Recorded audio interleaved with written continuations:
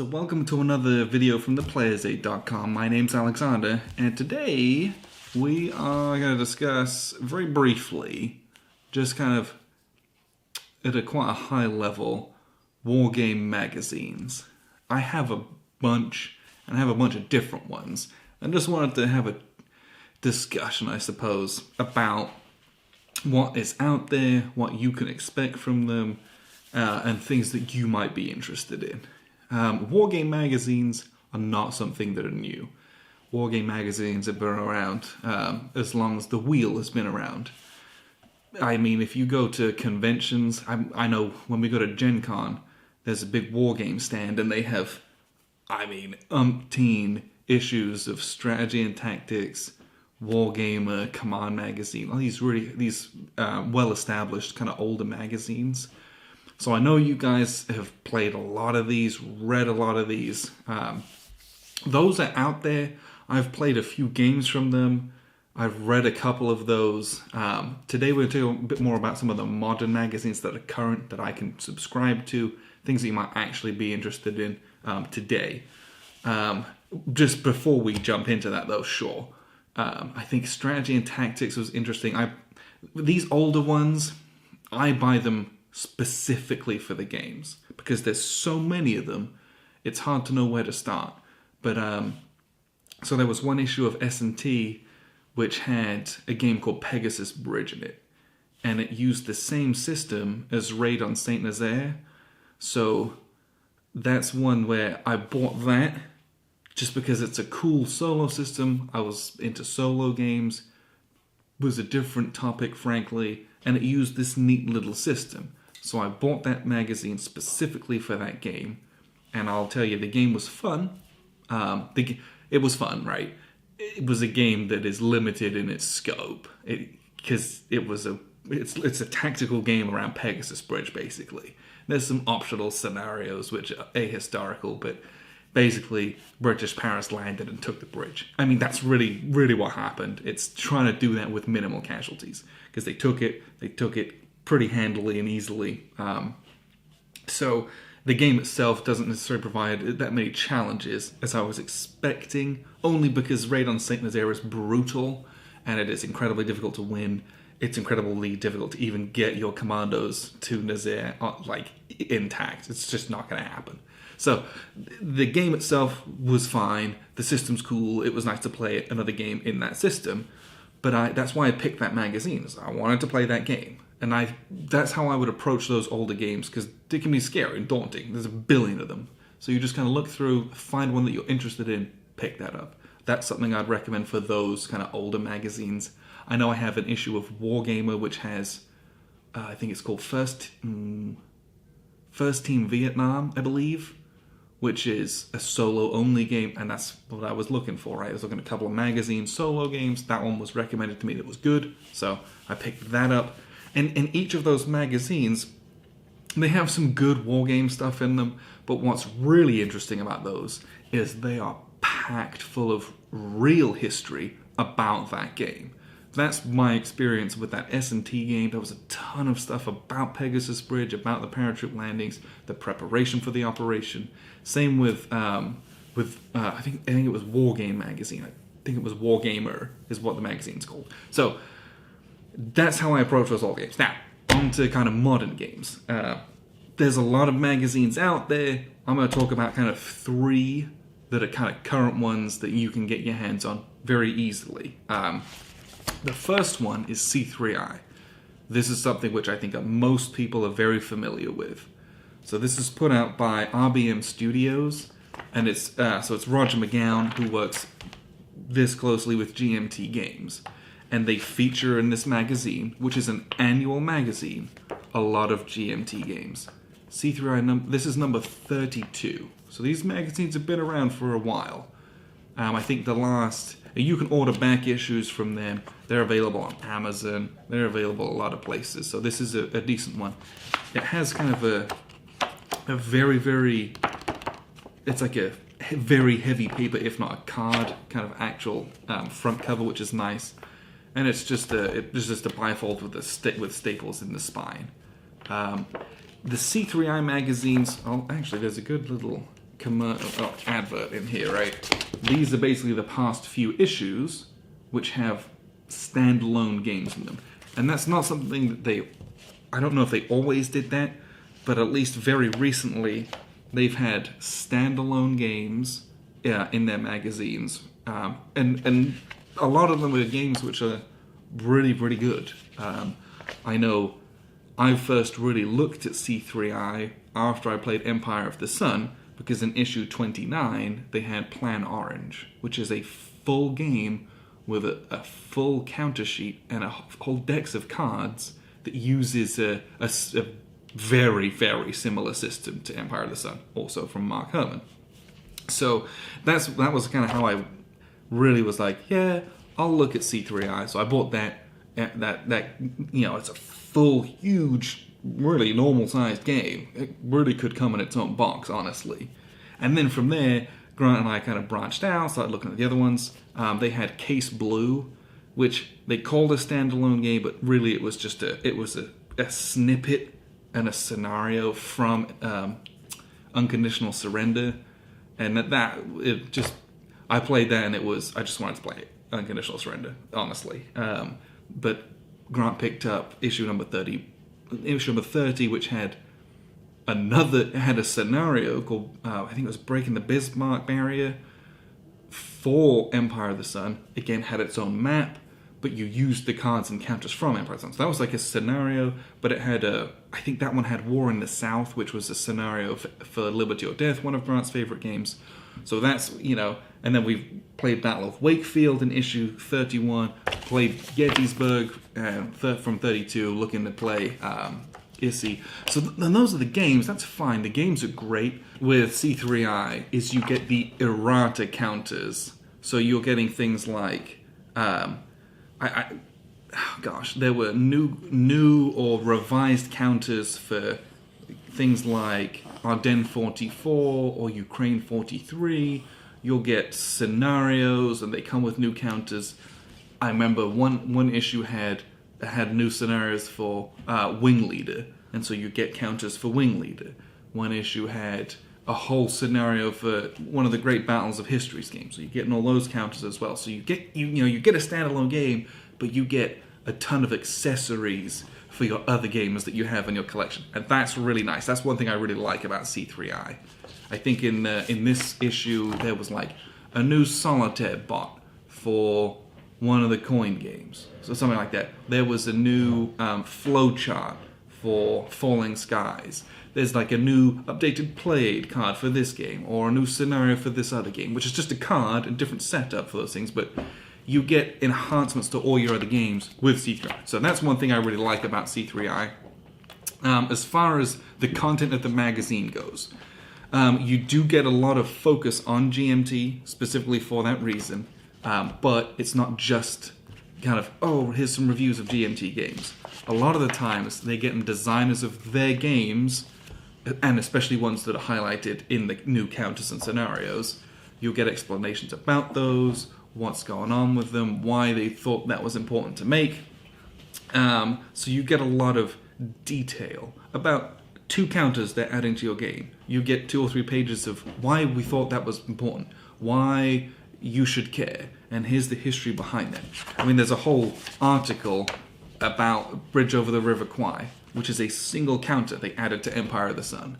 And it's a small article, but it was fascinating. I think it's really important, and it was a good read. So you get a lot of GMT designer stuff, why they're doing bits and pieces in here as well. There's some highlights of other parts of the wargaming world. They do interviews in here. So this has an interview with Volko Runke about the coin series and how diverse the system's gotten. Always nice to hear from Volko. And just that's what you can expect from C3I. This is an annual. It's like 30 odd bucks. You're going to get this once a year. Not necessarily a huge investment, but you do get good return from this. So that's a really good thing from that. One of the other ones I wanted to talk about was Yaah magazine. And this is from, and I know Mark Walker puts it out. I don't know if it's from Flying Pig Games, but he's the one that puts it out. You can see here, this is issue number 9, I want to say. I don't know if that's true. I don't know if this is a... Well, it's Flying Pig Games and Hollandspieler Games feature heavily from an advertising standpoint and from an editorial standpoint. I don't know if it's Tom Russell and Mark Walker put these together, but that's who I've seen featured a lot in these magazines. Now, they do put in reviews of a lot of Flying Pig games, a lot of Hollandspieler games. So you've got reviews of OST, Night of Man, Armageddon War, and you got some of the newer Hollandspieler games are in here as well. So this one's just a different focus from something like C3I. Now, what I really like about Yaah magazine, outside of, again, you get a free game with each one, what you get in these is you get reviews of total other games, like games that you would not normally see in a wargaming magazine, so to speak. And I think that's really something that interests me about this magazine, is sure, you get a review for like Space Empires 4X, but you're going to find a review of like Rising Sun, or you're going to see a review of Cry Havoc. Some of these more Euro-style Ameritrash combat conflict games. I think there was a review for, I want to say like Mansions of Madness or something in here. Some of these dungeon crawler type games. It is heavy war games, but you're going to get some diversity in the types of games that you're going to see versus some of the other current modern magazines. And I'll be honest, if you're playing only historical war games, this is going to be nice to help you branch out a little bit, because some of those other games have a lot of merit to them. Just from a fun standpoint, you don't have to have your dusty old grog friends to play some of these games you see kind of highlighted in these magazines, and that's really, really nice. This is issue, I don't know which issue this is. Okay. Another nice thing about Yaah magazine is you do get a standalone game in it. Usually they're a little bit smaller, I'm going to say, than some of the C3I ones. Some of them are kind of like a full game, but C3I, you're going to get like Battle of Wakefield from a previous issue was, here's a single battle using the Men-at-Arms system, I think is what it's called. But it's really like a taster to get you into that system, so you buy more of that, right? It's kind of an advert. So we played Donetsk Battle at the Airport, which is kind of a Ukrainian-Russian conflict at the airport from a couple years back, very recent history. And it's like a small, I want to say it's probably like 17 by something little board. It's just like a fold out of this size. This is how big the map is. Let's just do that. With 20, 25 counters either side. Really easy, quick playing, but a very, very intense tactical game as well. So you'll get in these unique games. That game has no system grounded in anything that Hollandspieler or Flying Pig Games puts out, that I know of at least. It's not leading you into spending more money. It's just a nice little game that you get to play, which is cool. And that harkens back to me to some of the old S&T Wargamer Command Magazine games where it's just, hey, here's the game for this issue, where it's kind of unrelated to another product, not trying to wean you into something else. So that's really cool about these. You get a nice little fresh game, which I like those. They're quick playing, play an hour or two, and we just kind of fiddle around and play them, and it's just a cool game to play whilst we're doing other things as well. And that's nice to have in a war game, something that's not a huge slog. I'm going to take you hours and hours to play. Sometimes you just want to like do some quick and dirty fighting with some fast and furious counters. For this one, just from a production standpoint, this has I don't know if I can really show you here. This has a fully folded spine. Get me out of focus. Let's see. The paper, oh, you can't really smell. The camera likes me too much. But it's fully folded over the cover, and there is a glue in the spine, so it's not just like a fold with staples in it. Just gives it a bit more structure, and it feels more like a real magazine. I think it's easier. I don't know if it's easier to open. I don't know if that really serves any purpose other than keeping the magazine together. I don't know if one's better than the other, having like a fold with staples or having glue a magazine, but The text in this one is probably a little less dense. The magazine is the same size. Let's see. The margins on Yaah magazine are it's about the same. The text is a little bit larger in Yaah magazine, and it's a bit more. I felt like, at least, it was a bit more narrative in its style. And I know they got a lot of different contributors that are going to put that together, but it's a lot of description, and I don't know. The writing was a very interesting style in Yaah magazine. C3I, you're getting it's a very conversational style, where it's a lot of it is interviews or people talking, explaining things to you. This one I felt like it was more of a narrative style, which was interesting. It's just a different style of reading, really. But that's kind of Yaah magazine. I think they're on issue like, I don't know if it's 12 or 13. I may have made that up. They may have way more than that. We have a few of them, but just a different style of magazine. And I think you get a greater variety of the types of games. C3I is straight war games. Like, the most you'll get outside of war games is Twilight Struggle, right? Not a war game. But in Yaah magazine, you're getting like miniatures games, you're getting war games, you're getting hex and counter games, but you get some different stuff, and variety is the spice of life. And the last magazine I wanted to talk about today is a new one for me. It is Battles magazine. And here's one thing. All right, C3I real quick is 66 pages. Yaah magazine, 84 pages. That was probably quite important. Battles magazine, 130 pages. Okay. It's a little bit smaller. Just like shorter, a little bit stouter on the side. This is a European publication. It's printed in France, but this is full English. And I'm going to tell you right now, this is not just run through Google Translate. I guess everyone who writes for these is bilingual, or they have an unbelievable translator. I don't actually know the ins and outs of that. Looks like it is translations. Angus Clark, Mark Gwinnett, and Nicolas Cousson. Looks like they do. Looks like it's translated, but the translation is excellent. I've read this cover to cover as well, and I couldn't tell that this was a French magazine from a translational standpoint. It's not. Some of the rule books you get translated are just butchered, like they didn't even try. This is a publication that is not like that in any way. 130 pages. This is over twice as many pages as C3I, and significantly like 50 pages more than Yaah magazine. Now, that doesn't necessarily mean there's more text in this. So here's an example. They're talking about Down in Flames.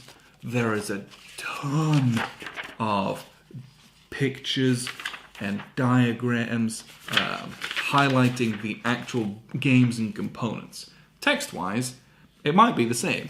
It's a fairly fine text font, and it is pretty dense. I mean, they really pack it on the page. The margins are fairly small because it's a smaller magazine. But this was a huge surprise for me. Again, Battles magazine is something that you got to get it from Europe. I think you can get it at some different outlets, but you can buy it directly from them for like 30 odd euros. I'm not sure exactly how much it is. I can't remember. But most of these war games, it's about 30 euros. Battles magazine, I'll be honest, I'm going to say one every 9 months to a year. They intend on doing more, but it's, there's a lot of work goes into these. You get a full game with it. This one came with Night Drop 2.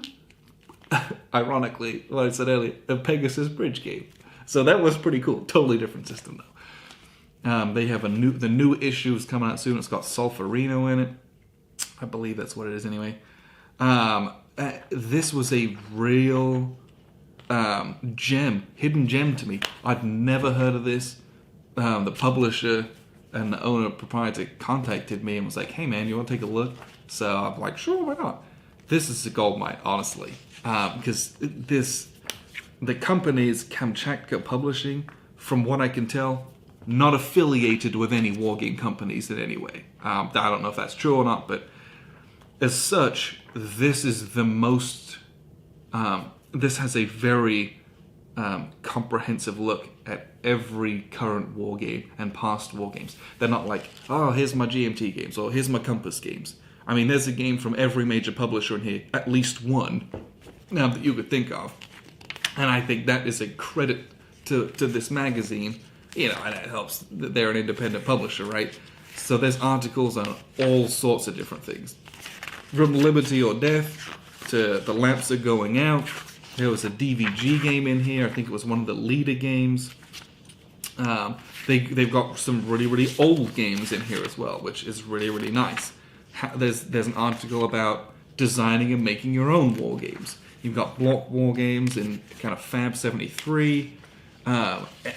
It's just there's just so much stuff in it. Revolution games took out at it. I mean, there's just a ton of stuff in here. Sherman Leader, that was your DVG one, right?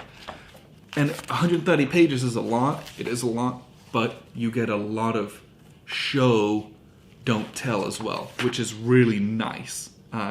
It's not just banks of text about games. What is this? If you're ever interested in Battle Hill Volume 1 from Compass Games, this is what you're going to have on your table. There's no mistaking what that is, right? And I think that that's really, really awesome that there's so much visual appeal to this magazine. The paper is a much thinner, almost like a real. This is like a real magazine. The paper thinness, right? This is kind of like a magazine you would pull off the magazine stand. This is what I expect it to be. The paper in C3I and in Yaah magazine is a much heavier paper, which is nice and sturdy. This is a bit floppier, although it is. It's like a real magazine. This is also kind of glued and bound, has a real spine on it as well, just like Yaah does. I haven't played the game in this, but it is a full 24 by 32 map with a really unique set of counters. Because it's an independent company, that's all you get. It's just a single game. Yaah magazine, you just get a single game in it as well, but you also get cool scenarios for different games from Flying Pig, from Hollandspiele as well. So here's an OST scenario, here's a Night of Man scenario, here's a Vietnam 65 Alone in the Jungle scenario, right? So you get some extra bits and pieces here. This, you're just getting a game and an absolute wealth of reviews. And mostly reviews. A ton of this is review material. There's articles about the game that's included in it. There was an article about Kriegsspiele, which is like literal wargaming at like military academies, which is a fascinating article. And then I think there was an article about make DIY wargaming, make your own wargaming and designing things like that. But I mean, it's 100 pages of reviews of games, and I think that's awesome as well. There's, I want to say there's little in the way of like designer interviews and things like that. It is just like, here's a lot of games that are out. And it's not just like the most new ones. You're getting some older ones as well. Also, again, a huge credit to them doing that. It's nice to see some older things that I'm like, oh, that was that thing I missed out on. Like, their Fast Action Battles Goal in 73, I think, is what it is. I'm like, I gotta take a look at that now because I read the review and it looks awesome, right? Yaah Magazine, they do a lot of newer games. You do get some older games in there as well, but a lot of it is current stuff as well. And C3I is very GMT focused, and you get new stuff for your old GMT games as well as a lot of the new errata scenarios, things like that as well. So that's really neat. So these are current ones out there. Mostly these come out once a year each. I think Yaah is a little bit more regular. I want to say you might get, I don't want to put it on it. In my brain, they put them out once or twice a year maybe. I think you get there's a couple more options for these battles. the owner's going to admit to you that this is a pretty irregular publication. I would expect one a year. If I get a second one in a calendar year, I'm very happy. But it's like a bonus. I'm not like waiting for my subscription. C3I isn't annual. It comes out like, I think it's November, December-ish every year. You can bank on it coming out. Great Christmas present as well. You get all your fresh new stuff for your games that you're buying as well. So that's nice. So those are some modern games. Again, there's a wealth of old magazines out there as well. Tell me which is your favorite magazine. Tell me which is your favorite game from a magazine. And tell me which is your favorite issue from a magazine and why. Because there's a world of games out there that are kept in poly bags that people don't talk about all that much. And it's fascinating to know what publications you'd like to see, what you'd like to see from publications, and what your favorite publications are. So let me know all about that. Appreciate you guys tuning in. It's kind of a little bit look at Wargame magazines as of 2019.